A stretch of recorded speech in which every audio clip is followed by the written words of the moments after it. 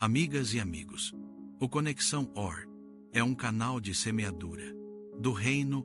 As promessas do Senhor são tesouros que se revelam a todos que buscam. Não é religião, é confiança naquele que promete. Assista até o final e compartilhe. A palavra no ato criador está em você. No relato da criação em Gênesis, a palavra de Deus é o instrumento fundamental pelo qual toda a realidade veio à existência. A expressão repetida, "E disse Deus", escrito em Gênesis capítulo 1, versículos 3, 6, 9, 11, 14, 20, 24, 26, revela o padrão criativo divino. Em 3 pontos distintos, entendemos que a palavra é o agente criativo. Cada ato criativo é precedido pelo comando verbal de Deus, demonstrando que sua palavra possui poder gerador, que constitui a essência da criação. Reconhecemos a eficácia absoluta da palavra divina. Disse Deus: haja luz, e houve luz. A palavra de Deus não é mero som, mas força ativa que realiza o que expressa, traz à existência o que não existe. Romanos 12. A palavra é o decreto real que impõe ordem ao caos. A terra era sem forma e vazia. Estava sendo organizada através de decretos verbais que estabelecem ordem, propósito e beleza. Agora preste atenção. O Espírito, o sopro, pairava sobre a face do abismo. Sinta o poder que há nessa presença. Esse mesmo Espírito foi soprado em Adão. Ele recebeu esse mesmo poder criador. Jesus, ao ascender aos céus, afirma para os discípulos, em Atos capítulo 1, versículo 8, "Mas recebereis poder, ao descer sobre vós o Espírito Santo, e sereis testemunhas, tanto em Jerusalém, como em toda a Judéia e Samaria, e até os confins da terra." O poder, o Espírito que produz uma capacidade milagrosa, força espiritual e autoridade para agir em nome de Deus. Não apenas força física.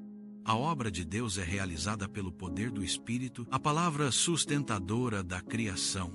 A Escritura revela que a mesma palavra que trouxe o cosmos à existência também o mantém. Todas as coisas permanecem sob o sustento dessa força geradora. Ele, que é o resplendor da glória e a expressão exata do seu ser, sustentando todas as coisas pela palavra do seu poder. Hebreus capítulo 1, versículo 3. As leis naturais que governam o universo são expressões da palavra divina mantenedora, garantindo regularidade e confiabilidade ao cosmos. Jeremias capítulo 33, versículo 25. A palavra é o princípio de vida. Jesus, ao ser tentado, disse ao diabo: "Não só de pão viverá o homem, mas de toda a palavra que sai da boca de Deus." Mateus capítulo 4, versículo 4. A própria vida biológica e espiritual depende da palavra sustentadora. Eis aqui a chave da revelação. Esse versículo é um código, não um código moral, religioso ou doutrinário, mas um código de manifestação real, uma tecnologia espiritual que, se compreendida, pode quebrar ciclos de escassez, curar feridas silenciosas e colocar você no caminho da verdadeira prosperidade. E talvez você nunca tenha percebido a importância desse versículo. Você já se perguntou por que alguns vivem milagres e outros, mesmo com fé, continuam no deserto? Porque a promessa se cumpre para alguns, enquanto outros passam a vida inteira tentando merecer algo que já foi dado. Porque você ora, jejua, clama, espera, mas a resposta não chega. Continue conosco. Nos minutos a seguir, você vai descobrir que o problema nunca foi sua fé. Deus não está ignorando você. Nunca foi você. Não se trata de pecados ou ser digno o suficiente. O problema sempre foi a forma como você está pedindo, porque existe uma forma de pedir que abre portas, e existe uma forma de pedir que tranca os portais e as bênçãos ficam presas. A bênção já é sua, mas está retida em um decreto. Você orou para isso acontecer. Vamos meditar em João capítulo 1, versículo 1. A preexistência da palavra, no princípio era o Verbo, Logos, e o Verbo estava com Deus, e o Verbo era Deus. Cristo é identificado como a palavra eterna que existia antes da criação. Todas as coisas foram feitas por Ele. E sem Ele nada do que foi feito se fez. João capítulo 1, versículo 3. Cristo é o meio pessoal através do qual Deus criou todas as coisas. Colossenses capítulo 1, versículos 16 e 17. Cristo é o agente da criação. Na pessoa de Jesus, a palavra criadora assume a natureza criada. Unindo o Criador com a criação de maneira única, Ele é o Verbo divino, que se fez carne. Todas as coisas subsistem por Ele. Colossenses capítulo 1, versículo 17. A mesma palavra que criou mantém a coesão e continuidade de toda a realidade. Antes de continuar, saiba que você não está aqui por acaso. Se você chegou até este vídeo, não foi acidente, não foi algoritmo, não foi sorte, foi resposta. Você tem buscado resposta. Sabe Deus há quanto tempo? Talvez hoje nem tenha orado, está desanimado, pensando até quando Deus? As contas continuam apertadas, a saúde não melhora, o relacionamento não se restaura, a oportunidade não aparece. E você começa a perder a esperança. Começa a achar que talvez Deus não te vê, que talvez você não merece, que talvez sua hora nunca vai chegar. Mas você chegou aqui hoje porque algo dentro de você ainda acredita. Você grita: Deus, eu sou seu filho, sou sua filha, preciso de um socorro. Mas hoje você tem a resposta, porque o que você vai aprender nos próximos minutos pode mudar absolutamente tudo na sua vida. O versículo em questão está em Romanos capítulo 4, versículo 17, e diz assim: Deus, o qual vivifica os mortos e chama as coisas que não são como se já fossem. Vamos ler de novo, devagar. Chama as coisas que não são como se já fossem. Essa é a senha. Essa é a tecnologia do Criador. Essa é a forma como Deus manifesta a realidade. Percebe isso?